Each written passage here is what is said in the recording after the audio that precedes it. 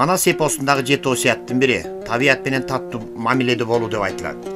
Ооба кылымдарды картып, жашап өткөн ата-бабаларыбыз өз доорлорунда табиятка таттуу мамиле кылышып, аны муундан муунга осуят катары жакшы өткөрүп беришкен. Маселен, алар тарбиялык маанидеги сөздөрдү тайылым катары айтышып, анын маани маңызын чечмелеп турушкан.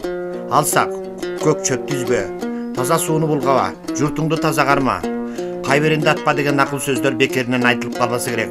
Бүгүнкү күндө ошол ата-бабалардан калган табиялыктер ишке ашуудабы, эмесе кеп кезеги менен болсун.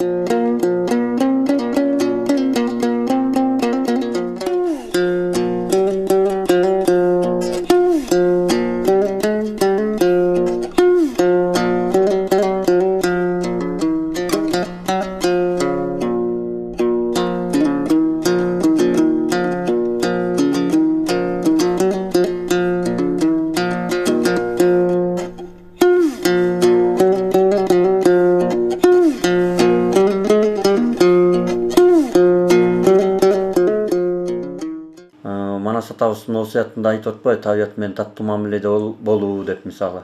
Же болбосо ошо биздин эле ата-бабалар жаратылышка аяр мамиле кылып келген. Өзүңүз айткандай, ошол биздин ата-бабалардан калган жана насаат сөздөр, мисалы үчүн сууну булгаба, же болбосо суунун башын булгаба дегендей. Ар бир жаныбарга эч жаттык менен мамиле кыл деген тарбиялык маанидеги сөздөр көп эмес, мисалы. Ошол эле жылаанды өлтүрбө, мисалы үчүн кырс болот деген сыяктуу жаратылышка аяр мамиле кылып келген. Ошол баягы кийинчерээк эле анан жаратылышты коргоо багытында анан жаратылыш коруктары, жаратылыш заказниктери уюшулуп калган да, же болбосо ошо жаратылыш парктары дегендей. Ал эми булардын өзүнүн статусу бар. Өзгөчө корголчу жаратылыш аймактарына кирет да, коруктар, жанагы улуттук жаратылыш парктар. Ошондой улуттук жаратылыш парктардан же болбосо өзгөчө корголчу жаратылыш аймактарына кирген Нарын областында 3 мекемебиз бар. Бул Нарын мамлекеттик жаратылыш коругу, Каратал Жапырык мамлекеттик жаратылыш коругу жана Салкынтөр улуттук жаратылыш паркы. Бул мекемелер ошо жаратылышты коргоочу жана илимий изилдөөчү мекеме болуп эсептелет да.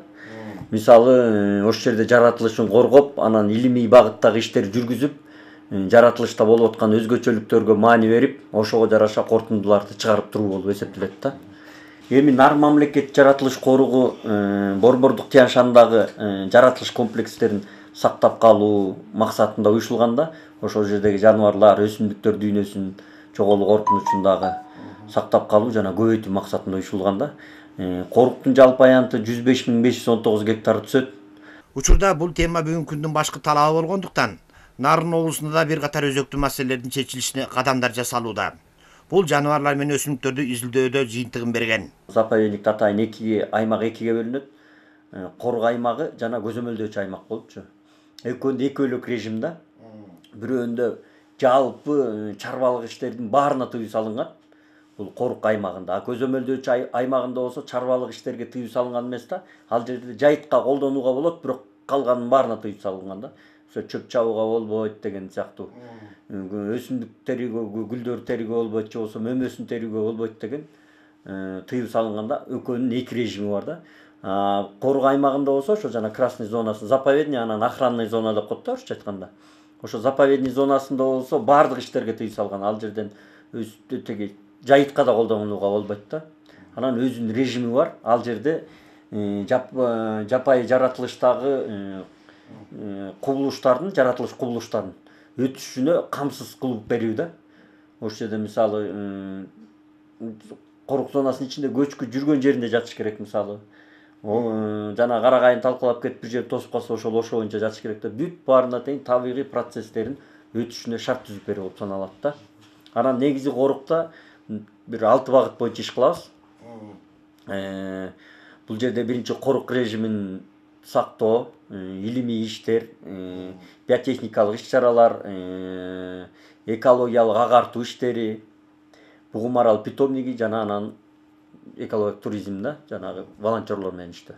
Нарын мамлекеттик жаратылыш коргоонду уюштурулган Кыргызстандагы көрүнүктүү Бугум Арал питомниктерине негизги көңүл бөлүнгөндүктөн алар көбөйүп башка аймактарга да берилип, жайгышы дебей көңүл бөлүнүп турат. Коруктун негизги максаты ар бир коруктун өзүнүн багыты болот да. Биздин коруктун багыты ошол Бугум Аралды сактап калуу жана башка аймактарга жайылтуу болуп уюшулган да, эң негизги максаты. Анан ошол максатта коруктун алдында Бугум Арал питомниги уюшулган 88-жылы.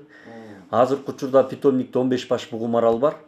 Питомниктин жалпы аймагы 50 гектарды түзөт. Бул 50 гектардын ичинде жана тоо, ташы, токою, суусу бүт корулган.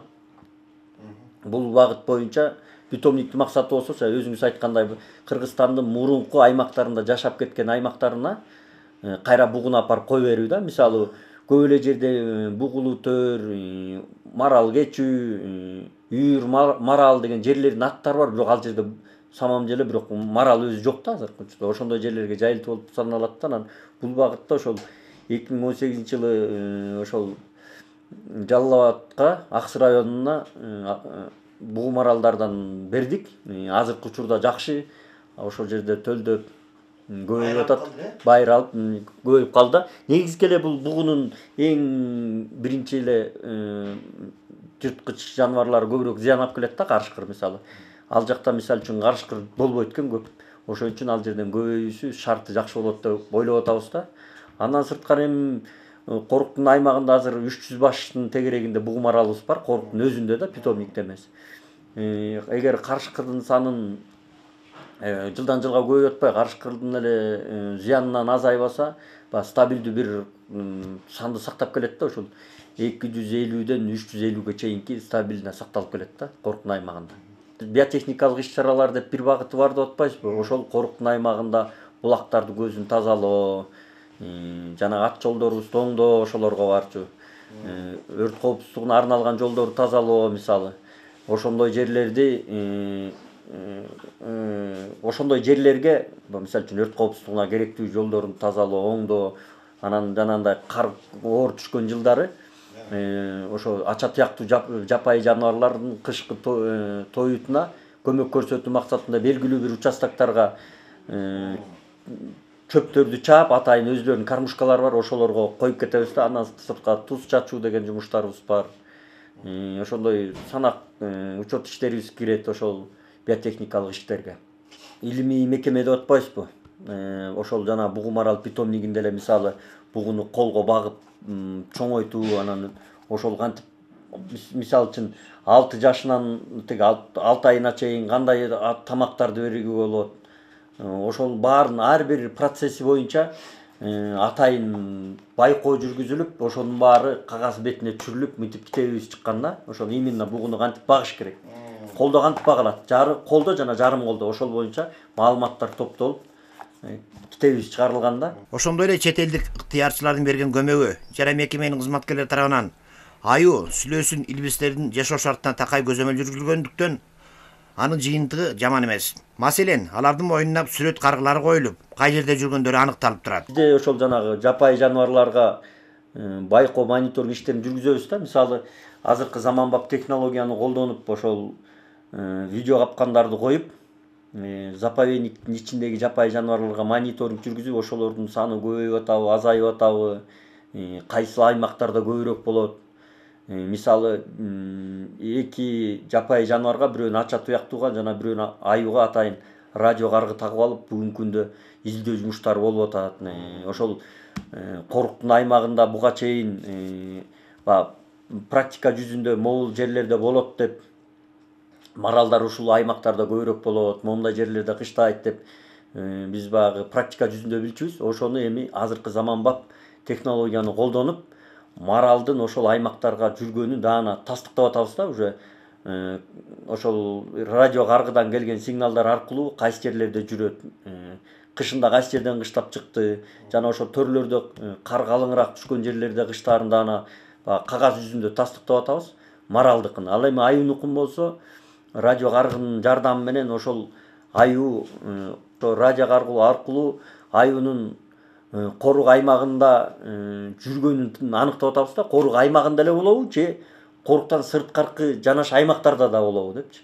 Ошондо аюубуз биздин элдүү пункттарга, мисалы үчүн айылдарга 1 километрге чейин чукулдады. Анан мисалы үчүн июнь айында жана куут мезгилиндеринде коруктун аймагынан сыртка чыгат экен да. Бул боюнча баа биздин байкоолорубуз бар болчу, бирок ошону кагаз түзүндө тастыктап атабыз да.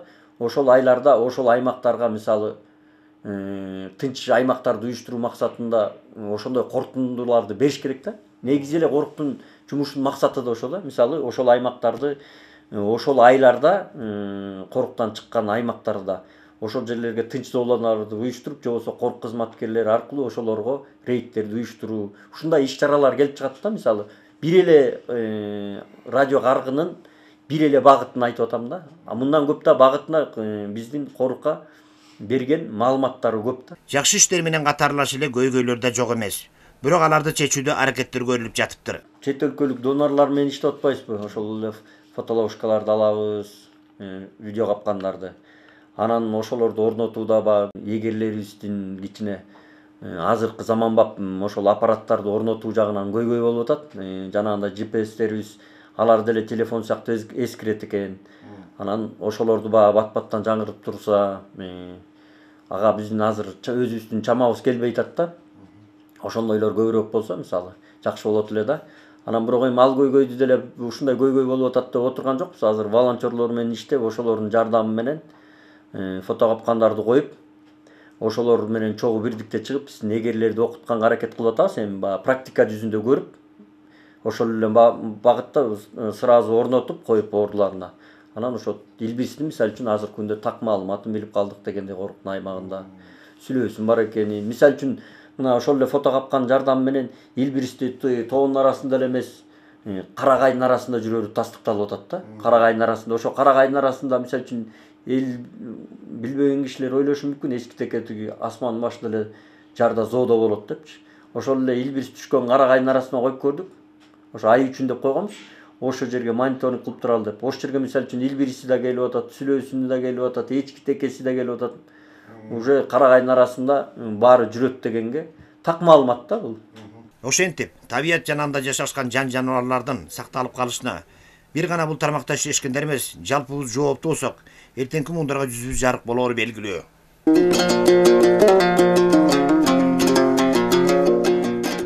Менин атым турбай калды. Деңиз деңгээлинен 3000 метр бийиктиги Нарын мамлекеттик коргунда жайкысын түйшүк анча сезилбегени менен кыш шилдесинде минтип ар бир кадам өзүнчө чоң тозок. Нарын коргун аймагында кардын чынында калың, жылдагыдан калың аябай эле. Бир 6-7 жылдан бери жука түшкөн. Анан Нарындын мурункудай калыбына келтет окшойт. Кайра быйыл кар калың болуп, биздин ошо барып келүүбүз кыйын болуп атат. Жалпы аянты 105 000 гектар бул жерде жаныбарлардын 26, канаттуулардын 104 жана өсүмдүктөрдүн 600дөн ашык түрү бар. Алардын басымдуу бөлүгү кызыл китепке киргизилгендер. Демек аларды сук колдордон сактоо негизги милдет. Бул максатта япониялык тоолуу аймактарда изилдөө институту менен кызматташуу күчөп, Күнчыгыш өлкөсүнүн профессору Музеяма белекке берген 32 видео жана фото тузактар орнотулду. Коруктагы адистердин айтымдарында япониялык видео тузак илинген бул Илбирс жалгыз эмес. Бериле дегенде 20 бар. Ал эми мына бул күрөң айынын салмагы 1 тоннаны чамалап, көлөмү жана чоңдугу боюнча башка жактагыларды алдына чыгарбайт.